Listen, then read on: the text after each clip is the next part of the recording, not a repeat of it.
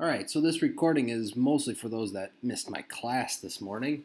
Shame on you, but if you are working through code.org curriculum, you might find this fairly useful as you're trying to, build a project for your AP Computer Science Principles course. And really, the premise of this project is we don't have a whole lot of time left before we have to get started on our Create project. And I wanted to illustrate using a number of different tools, I think some of the more important ones that are available in AppLab. So for this, instead of going to studio.code.org, where we normally have our lessons, if you just go to code.org/AppLab, that'll bring you to this main page, and then we're going to click, you might need to sign in if you aren't, but you should be able to just go try it out. So we are going to make a little game, and if you're in my class, I emailed you these images, links to them. I am totally pirating them, so this has got to be for educational purposes only. Although I do think the Wikipedia one, I think images on Wikipedia actually do qualify as royalty-free, but most of these you'd be pirating if you made this into a project that you were going to sell. You'd have to get some rights from the authors of those pictures. All right, enough on that. We are going to create a little game. So the game, originally I was thinking kind of like a Flappy type game. I'm going to call it Missile Dodge.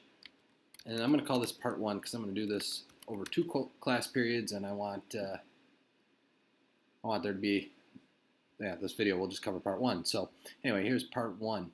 The first thing we're going to do is work on, let's save that. Let's go to our design.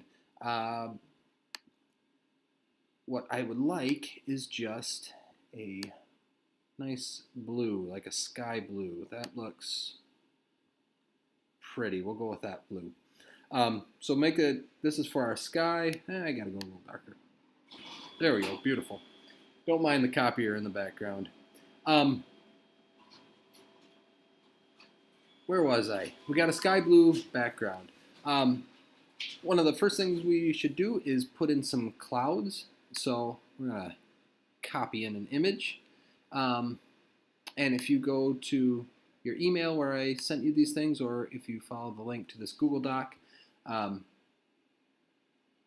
you can just copy and paste this, or you could go find a PNG image somewhere else. Key there, of course, was that it was PNG, so it has a transparent background, and I've got some pretty little clouds. I'm going to stick them up there. It's important, of course, that we give them a good ID names. It'll make it easier later, so I'm going to call these ones my little clouds, because I also plan to duplicate these and make some bigger ones. Oops. Click and drag. There we go. Beautiful. It's probably a good idea to make note of where my little clouds and my, I gotta retitle these, and my big clouds, where they're starting off. I've got my X for the big clouds at 130, my Y at 10, and I'll just do it just for easy to remember at 30 and 10. So there we go. I've got clouds in the sky. The next thing that I want to put on here, I'm just going to go to the ground next. So I'll put an image in here. Again, I'm going back to this document. I'm going to grab the URL for the ground, also a PNG.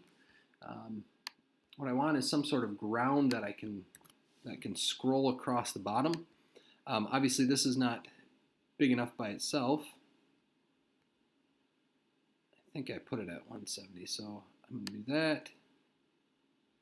Put it. Oh, here we go. Let's make the height 320 because it's actually a square picture. So I made this. I'm going to call ground 1. Well, actually, let's do ground 0. That's better. It's 320 by 320 because it was a square picture, and that will cover the whole bottom. But what I'd really like is for this ground image to start, like, as the game's going, for it to scroll across the screen so it looks like the thing, like the ground is moving. So I'm actually going to put in a second ground. I'm going to duplicate this. Also 320 by 320.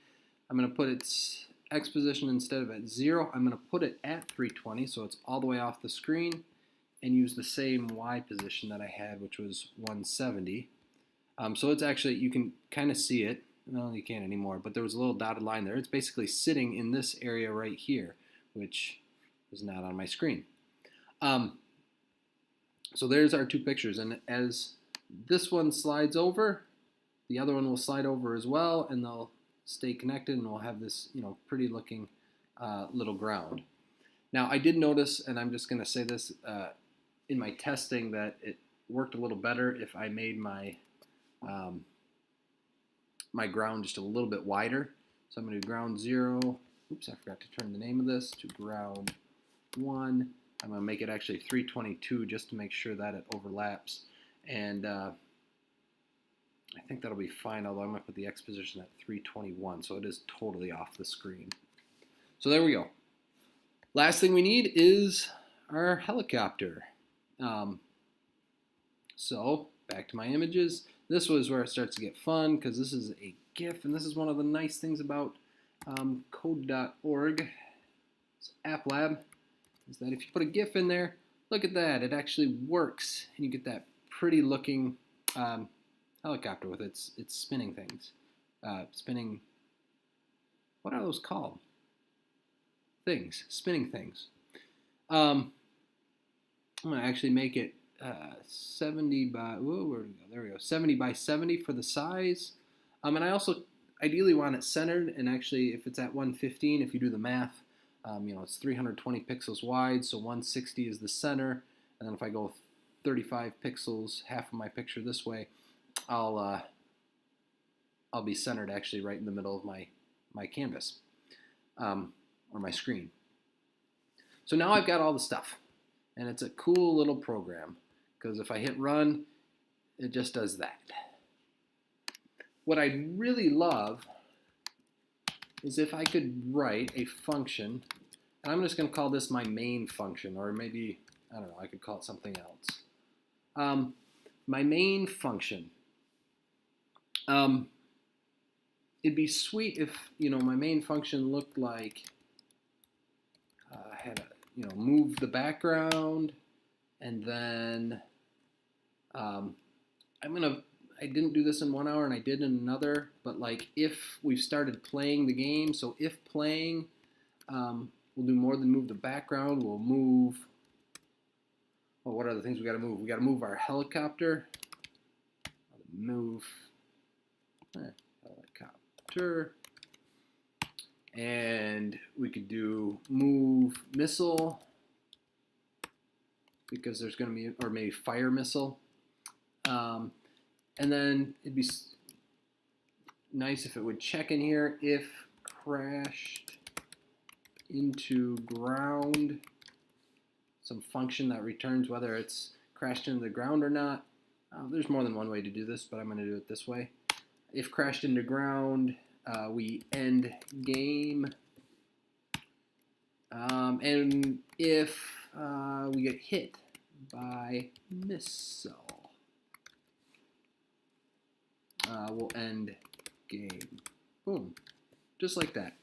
It'd be sweet if I could write my program like that. And the reality is I can. In fact, that is going to be my main program for this. There are going to be other things that you might want to add later, like scoring and number of lives and yada yada. But this is kind of that main program here. And what I've done is I'm going to have to create some... I did that so quickly you probably didn't even notice, but I went up and I clicked stop on my recording because another teacher walked in on me, and that was awkward. The best part about these videos are these stupid little commentaries I make, and I forgot what I was actually saying. Oh yeah, what we're going to create here are basically some abstractions, and I use that term because that's the term that you're going to have to answer in your free response portion when you're talking about the program that you made.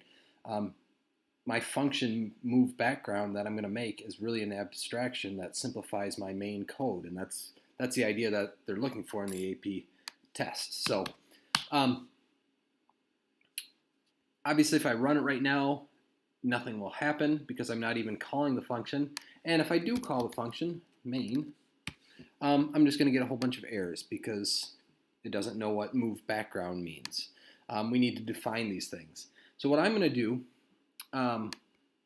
delete that, and I'm going to comment out all of this if playing stuff and just worry about the background for the moment. And you can do it by highlighting it and then hitting Command if you're on a Mac, Command, and I believe Control if you're on a PC, Command /, and that will just comment everything out all at once.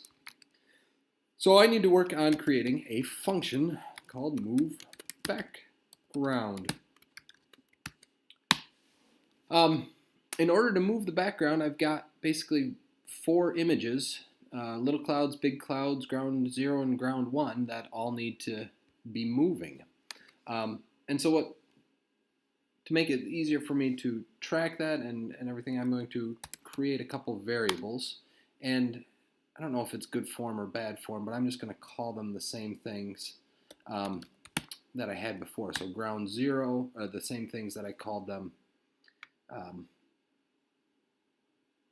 the names of the images. Whew, there we go.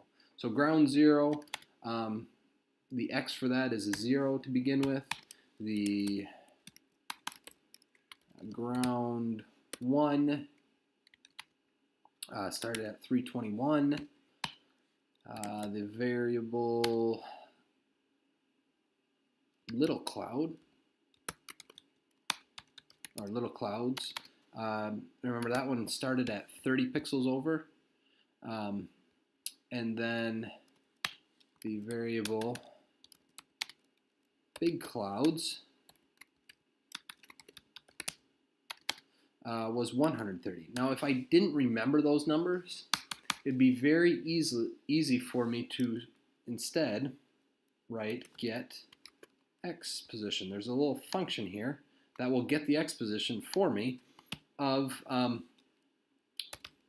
my whatever it is that I'm trying to get the X position for. So in this case of big clouds. So I'll put that in there. This variable is going to return, or this function is going to return 130 because that's what the X position of it is at the beginning of the script. Then to move the things, what I need to do is change those X positions. So I'll start by moving the ground.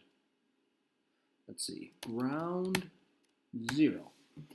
Now you could write it as it equals itself minus a certain amount, so -1 or -2. But there is actually a shorthand way of writing the exact same thing. So I'm going to comment that out and show you that, oops, the shorthand way of doing it is ground 0 minus equals 2. That actually means the exact same thing as what I've got commented out right there. Ground 0 equals ground 0 minus 2. It's just a shorthand way of writing it. And because I like saving time, that's how I'm going to do it. So ground 1, I'm going to also do minus equals 2. And what this is going to do is move those images over by 2 pixels each time I run through my move background screen. I'll do the same for my clouds.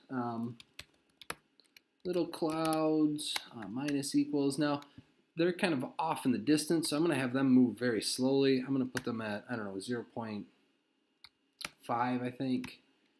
And big clouds, they're a little closer, so I'm going to have them move, oops, minus equals 0. I'll do 8. And I can always change those if I don't like the way it looks. The next thing I probably want to do is check if off screen, right? I need to check if they've gone off the screen. So if, and this is we'll start with the ground zero. If ground zero is less than negative 320, in other words, if that whole picture has shifted all the way over here, and ground zero is, I can't even get there because my mouse can't go off my screen. But you can imagine to the left of this video that it's all the way over and all the way off the screen. So if that's the case, then I'll just set ground zero. Oh, I should mention, I did this earlier, and maybe you didn't notice it. Oftentimes when you do a if statement, you'll put the stuff in curly braces, and that's good practice, but this is a single line command. There's only one thing that would go in my curly braces, so I'm going to skip the curly braces and just write it as one line command here. So ground zero will equal 320. So basically once it's all the way off the screen, I set it back to where it started. Then do the same thing for ground one. Less than negative 320, ground 1 equals 320. If, now a little trickier with the clouds. If little clouds is less than, I don't remember how wide little clouds is. Actually, I do. It's it's 100. So I would want it to be like negative 100, and that would work. But if I didn't remember how wide the picture was, or if it varied from time to time, because maybe I add that in, I could instead do this nice function of get property. And I'm going to get a property of my little clouds. And the property that I want to get is how wide is it.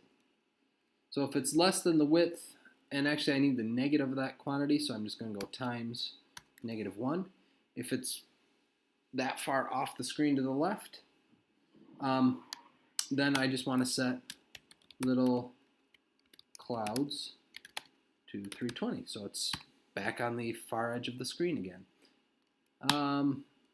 And then I can do the same thing for big clouds. If big clouds are less than, I'm going to do the get property, big clouds width, I love this auto fill-in thing, times -1. So again, if it's more than the width of the picture off the screen to the left, negative, then we're going to do, oops, I put my times -1 at the wrong spot there, times -1. Then big clouds is going to equal 320. Set it back on the far edge of the screen. Now the last thing we got to do is actually set position of pictures. Because all we've done is change some variables, but now we should use those variables to say where these pictures should actually be located. And that's just that set position function.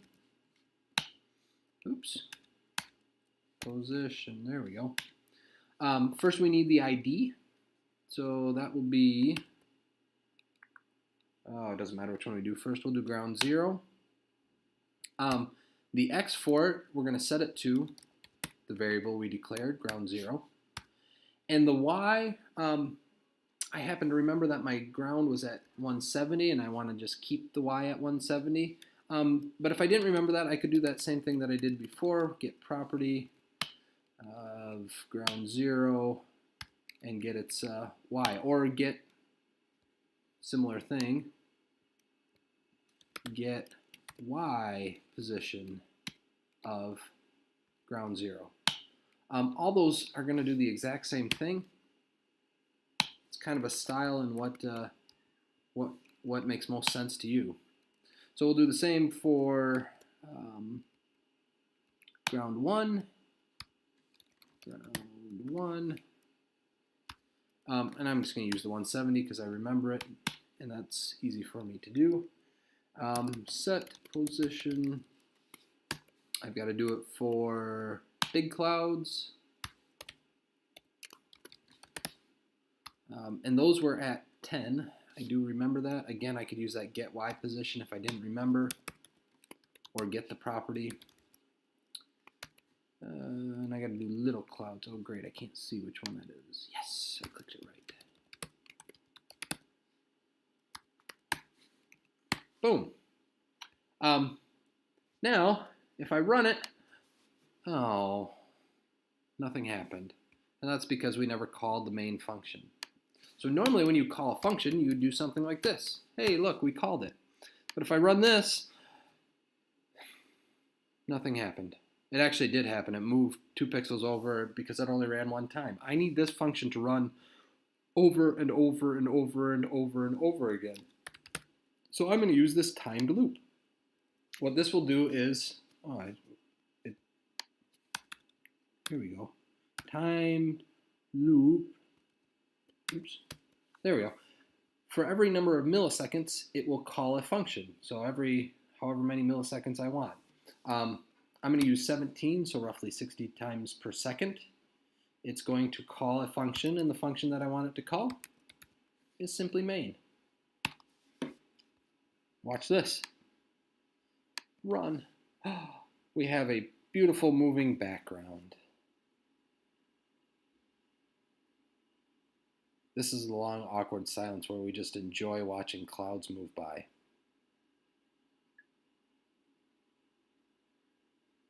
Okay, in interest of time, I'll keep moving. So we have that. We're going to need a variable that's going to track when we're playing or not. So there it is, if playing. And for our sake right now, I'm just going to set it equal to true. Later we will probably have a start button or something that we add there. And I'm going to uncomment part of my if statement here. And because now we're going to try move our helicopter.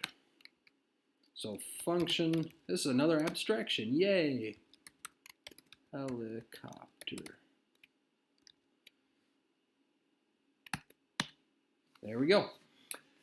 In order to move our helicopter, we're going to need a couple things. We're going to need a variable to track the Y location of our helicopter. So I'll just call it heli. And I don't honestly remember where it started, so I'm going to do that get Y position just so it starts wherever I've got it on my canvas. I forgot to change the name of my helicopter, didn't I? I'm going to name it right now, Heli, and go back to my design. By the way, if your helicopter is not in the front, you probably want to change the depth of it. Same with like your ground images, you probably want to make sure they're at the back, just so that that helicopter is actually on top. You don't. Anyway, I don't need to do all that. All right, so I got get Y position of heli there. And what I want is it's got to have some speed. And I don't know if you know this or not. Hella speed. I love this. When you drop things, when they fall, they actually accelerate. It's called gravity. So the speed at which it's falling will actually be increasing. And I know if you're a physics nut, you'll think of it as 9.8 meters per second squared or 32 feet per second squared. But I'm not sure what a meter is on my screen over here, and I'm not really going to worry about it. What I need to do is make sure that my helicopter is dropping by hella speed. So I just did plus equals hella speed. But I also need hella speed to be increasing. If I do plus plus, it'll be increasing by the number 1 each time. That's another shorthand. But I think I want it actually increasing by less than 1, so I'm going to do it by I'll do 0.3. See how that looks. What else do I need? I feel like, oh, we actually need to set the position of the thing, don't we? We actually need to set the position of our helicopter. The X will be, I remember I set mine at 115. Again, I could use my get X position function if I didn't remember that. And the Y will actually be at heli. I think that's it. So if I run this now, he falls. and that's it. He's gone. That was sad. Let's do it again. Oh, there he goes. And one more time. Okay, obviously we need something that's going to get him to bounce back up, and because we want to do this kind of like a Flappy Bird sort of thing, I'm going to throw an on event in there. And in this case, if I click on my screen, my wonderful name called Screen 1, it's my only screen. If I click anywhere on there, I want him to bounce back up. Because if I'm sending this to my phone, I want to be able to tap on the screen. You can't even see me doing it, but I'm tapping on my screen right now. Okay, that was obnoxious. All I need to make that happen is I need his speed to be such that he's going up instead of down, and what means the Y value is going to be getting smaller. So I'll just set my hellaspeed, equals, I'll do -6, because in my testing that worked pretty well. Let's try it. If I run, he falls. If I tap my mouse, he goes up, he goes down, and up, and down. And now we're just going to watch me play for a moment. You can see where Flappy Bird would come in. You can also see that we probably need some sort of crash function so that he doesn't go off the screen.